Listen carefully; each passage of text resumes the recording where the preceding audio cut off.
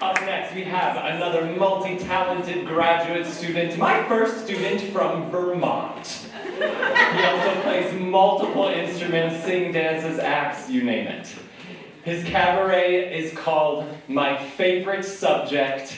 Please welcome to the stage, Sam Rodgers!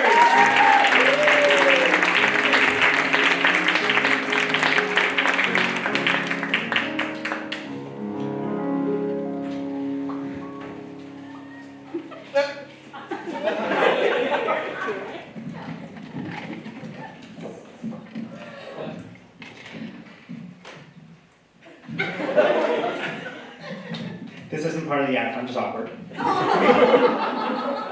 So, here, it starts now. So I didn't come out of the closet until I was in college, meaning all of high school I was straight. For the longest time, my super mature high school friends would say to me, "You're gay, it's fine, just tell us already." I know, right?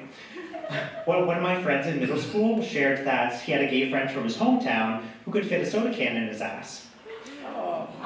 To this day, I'm not fully convinced that was true and not just an indirect way of showing support. Actually, the more I think about it, a soda can? I'm so sorry.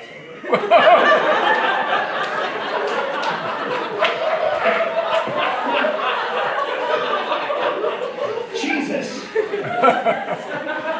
But no, I was insistent on my heterosexuality. Joke's on me, because years later in high school, I would find myself late nights singing Reflection from Mulan to myself in the bathroom mirror, reflecting. Look at me, I will never pass for a perfect bride or a perfect daughter. Can it be? I'm not meant to play this part.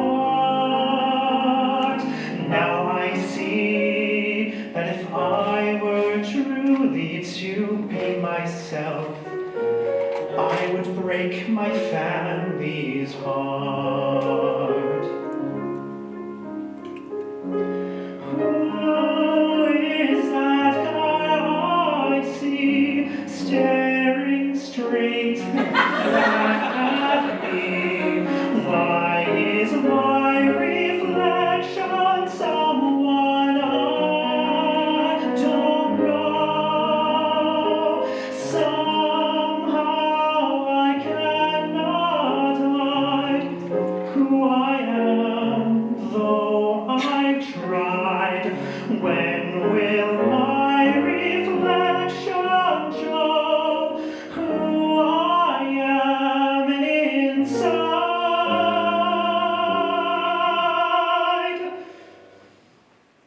When will my reflection show who I am inside?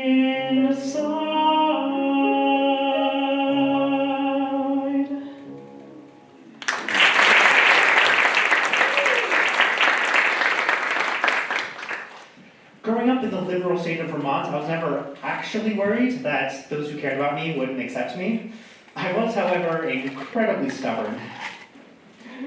I did find some girls pretty, and I thought that was enough. As it turns out, I also found some guys pretty, just in a slightly different way. Like this guy in my grade, Brian. We had some classes together throughout middle and high school. He was popular, had a lot of friends, and played sports like ultimate frisbee. But he was also kind and smart and friendly and genuine. When I looked at him, I felt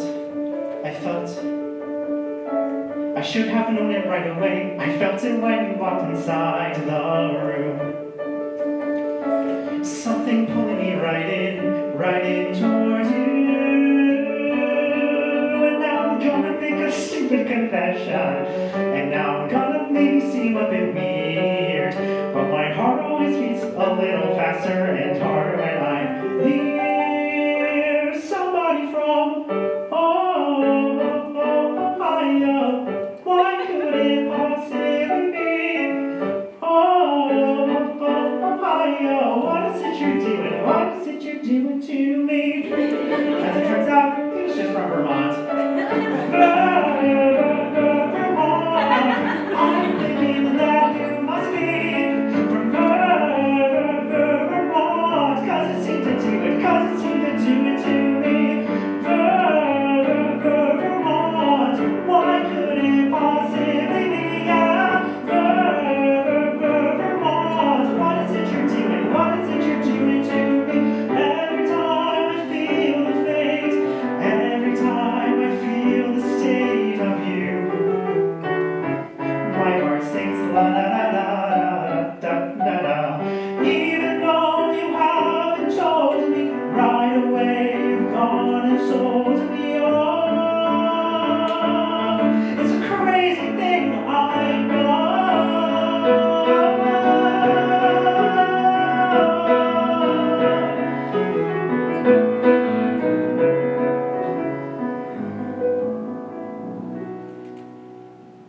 One day, junior year, he transferred mid-semester into my chemistry class.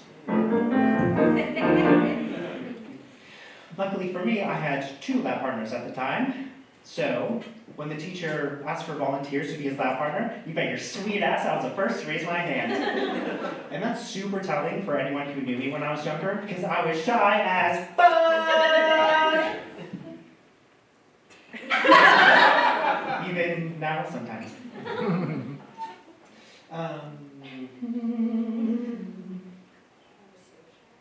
Oh, right, yeah.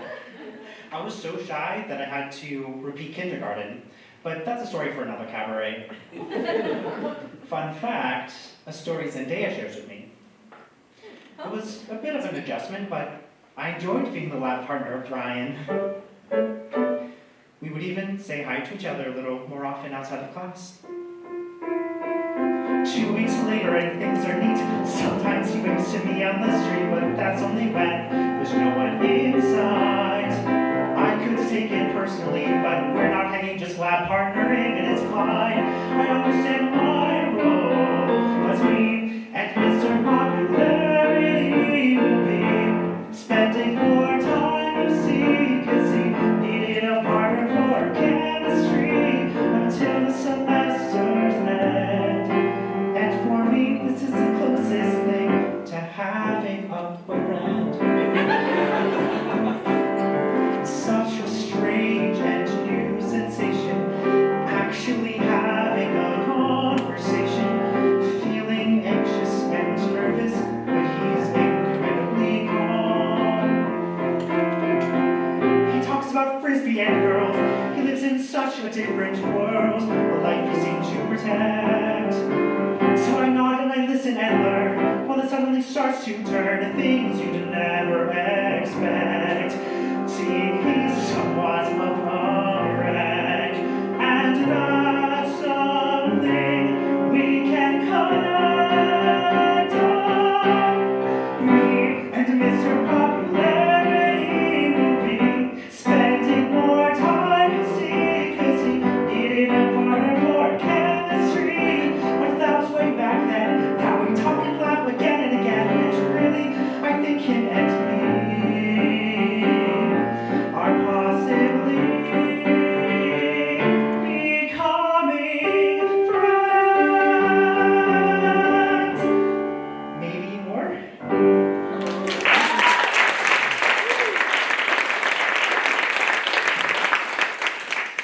The last 2 years of high school, he had a bigger influence on my extracurricular activities than I'd like to admit. Like, he was partial reason for me joining speech and debate club. Another big reason was my soda can friend. But no.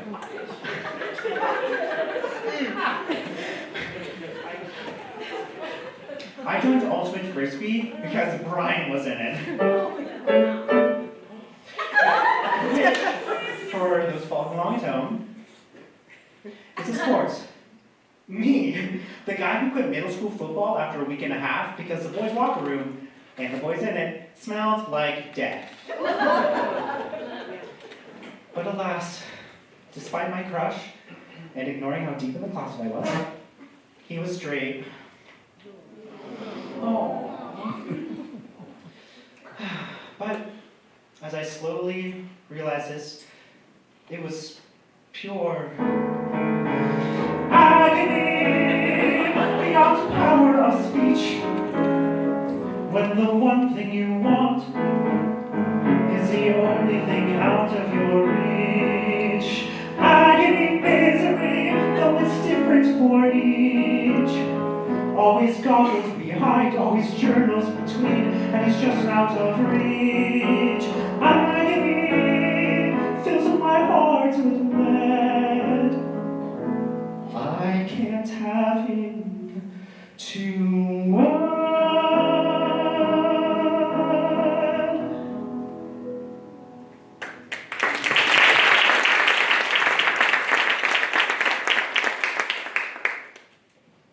But despite all the pain and agony, life goes on.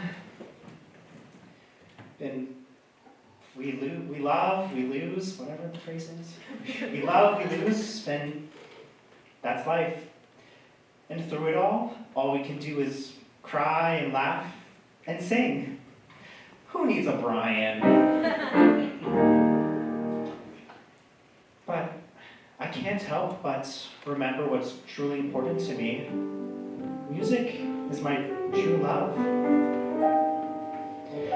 So I say thank you for the music, the songs I'm singing. Thanks for all the joy they're bringing. Who can live without it? I ask in all honesty. What would life be without a song or dance?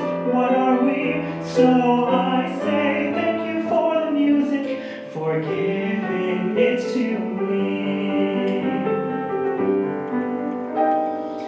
I've been so lucky, I am the guy with highlighted hair. I want to sing it out to everybody. What a joy, what a life, what a chance. Thank you for the music, the songs I'm singing. Thanks for all the joy they're bringing. Who can live without it? I ask in all honesty. What would life be without a song or a dance? What are we? So I say thank you for the music, for giving it to me. So I say thank you for the music, for giving